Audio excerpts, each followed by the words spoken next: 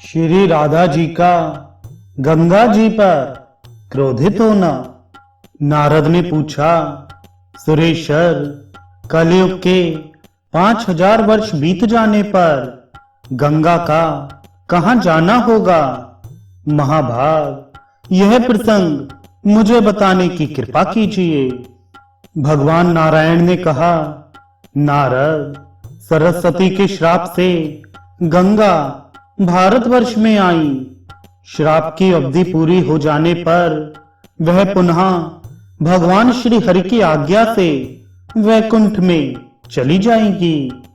ऐसे ही सरस्वती भारतवर्ष को छोड़कर श्री हरि के धाम में पधारेंगी।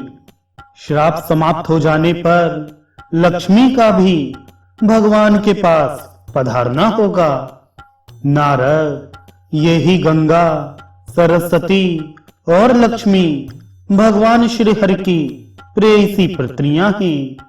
ब्राह्मण, तुलसी सहित 4 पत्नियां वेदों में प्रसिद्ध हैं। नारद जी ने पूछा, भगवान श्री हरि के चरण कमलों से प्रकट हुई गंगा देवी किस प्रकार पर ब्रह्मा के कमंडल में रही तथा शंकर की प्रिया होने का सुअवसर उन्हें कैसे मिला? मुनिवर, गंगा भगवान नारायण की प्रेयसी भी हो चुकी हैं। अहो, किस प्रकार ये सभी बातें संघटित हुई? आप यह रहस्य मुझे बताने की कृपा कीजिए। भगवान नारायण ने कहा, नारद, पूर्व काल में जलमयी गंगा गोलोक में विराजमान थी। राधा और श्री कृष्ण के अंग से प्रकट हुई यह गंगा उनका अंश तथा उन्हीं का स्वरूप है। द्रव्य की अधिष्ठात्री देवी के रूप में अत्यंत सुंदर रूप धारण करके भूमंडल पर पधारी। उस समय भूमंडल में उनके रूप लावण्य की कहीं तुलना नहीं थी। उनका शरीर नूतन यौवन से संपन्न था। उनके सभी अंग रत्नमय अलंकारों से अलंकृत थे। शरद ऋतु के मध्याह्न काल में खिले हुए कमल की भांति उनका मुस्कान भरा मुख परम मनोहर था। उनकी आभा तपाए हुए स्वर्ण के सदृश थी। तेज में वह शरत काल के चंद्रमा को भी परास्त कर रही थी। मनोहर से भी मनोहर उनकी कांत थी। उन्होंने शुद्ध सात्विक स्वरूप धारण कर रखा था।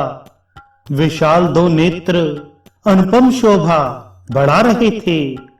अत्यंत कटाक्षपूर्ण दृष्टि से वे देख रही थी। सुंदर अलकावली शोभा बढ़ा रही थी। उसमें उन्होंने मालती के पुष्पों का मनोहर हार लगा रखा था। ललाट पर चंदन बिंदुओं के साथ सिंदूर की सुंदर बिंदी थी। दोनों मनोहर गंड स्थलों पर कस्तूरी से पत्र रचनाएं हुई थी। नीचे उनका अधर ओष्ठ इतना सुंदर था मानो दोपहरिया का विकसित फूल हो।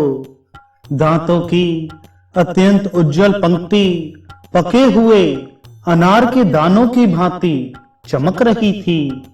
अग्नि शुद्ध 2 दिव्य वस्त्रों को उन्होंने धारण कर रखा था।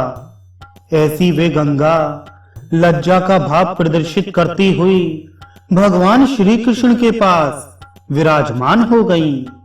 वे आंचल से अपना मुंह ढककर निर्निमेष नेत्रों से भगवान के मुख रूपी अमृत का निरंतर प्रसन्नता पूर्वक पान कर रही थी। उनका मुखमंडल प्रसन्नता से खिल रहा था। भगवान श्री कृष्ण के रूप ने उन्हें बेसुध तथा अत्यंत पुलकायमान बना दिया था। इतने में भगवती राधिका वहां पधार कर विराजमान हो गईं। उस समय राधा के साथ असंख्य गोपियां थीं। राधा की कांत ऐसी थी मानो करोड़ों चंद्रमाओं की ज्योत्सना एक साथ प्रकट हो। वे उस समय क्रोध की लीला करना चाहती थी, अतः उनकी आंखें लाल कमल की तुलना करने लगी। उनका वर्ण पीले चंपक की तुलना कर रहा था तथा उनकी चाल ऐसी थी मानो मतवाला गजराज हो। अमूल्य रत्नों से बने हुए नाना प्रकार के आभूषण उनके श्री विग्रह की शोभा बढ़ा रहे थे। उनके शरीर पर अमूल्य रत्नों से जटित 2 दिव्य चिन्मय पीतांबर शोभा पा रहे थे। भगवान श्री कृष्ण के अर्घ्य से सुशोभित चरण कमलों को उन्होंने हृदय में धारण कर रखा था। सर्वोत्तम रत्नों से बने हुए विमान से उतरकर वे वहां पधारी थी। ऋषिगण उनकी सेवा में संलग्न थे। स्वच्छ चंबर डुलाया जा रहा था। कस्तूरी के बिंदु से युक्त चंदनों से समन्वित प्रज्वलित दीपक के समान आकार वाला बिंदु रूप में शोभायमान सिंदूर उनके ललाट के मध्य भाग में शोभा पा रहा था। उनके सीमंत का निचला भाग परम स्वच्छ था। पारिजात के पुष्पों की सुंदर माला उनके गले में सुशोभित थी।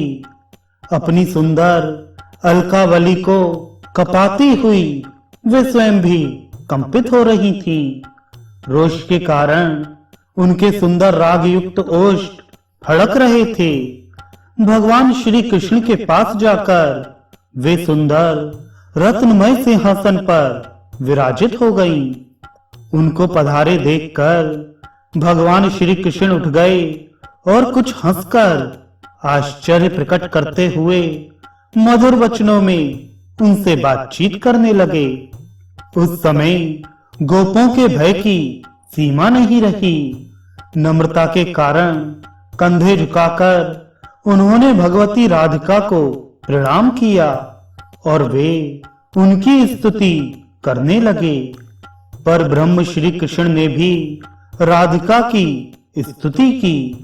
गंगा भी तुरंत उठ गई और उन्होंने राधा का स्तवन किया। उनके हृदय में भय छा गया था। अत्यंत विनय प्रकट करते हुए उन्होंने राधा से कुशल पूछी। वे डरकर नीचे खड़ी हो गईं।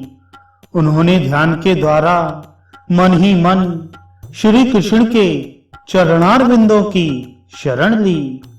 गंगा के हृदय स्थित कमल के आसन पर विराजमान भगवान श्री कृष्ण ने उस समय डरी हुई गंगा को आश्वासन दिया।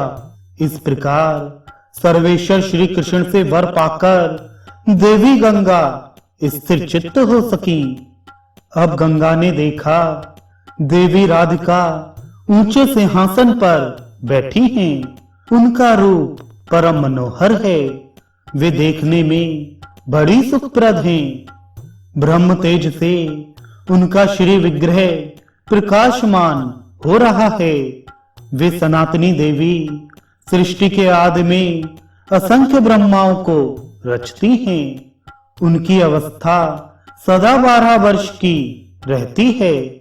अभिनव यौवन से उनका विग्रह परम शोभा पाता है। अखिल विश्व में उनके सदृश रूपवती और गुणवती कोई भी नहीं है। वे परम शांत, कमनीय, अनंत, परम साध्वी तथा आदि अंत से रहित हैं। उन्हें शुभा, सुभद्रा और शुभगा कहा जाता है। अपने स्वामी के सौभाग्य से वे सदा संपन्न रहती हैं। संपूर्ण स्त्रियों में वे श्रेष्ठ हैं तथा परम सौंदर्य से सुशोभित हैं। उन्हें भगवान श्री कृष्ण की अर्धांगिनी कहा जाता है। तेज, अवस्था और प्रकाश में वे भगवान श्री कृष्ण के ही समान हैं। लक्ष्मीपति भगवान विष्णु ने लक्ष्मी को साथ लेकर उन महालक्ष्मी की उपासना की है।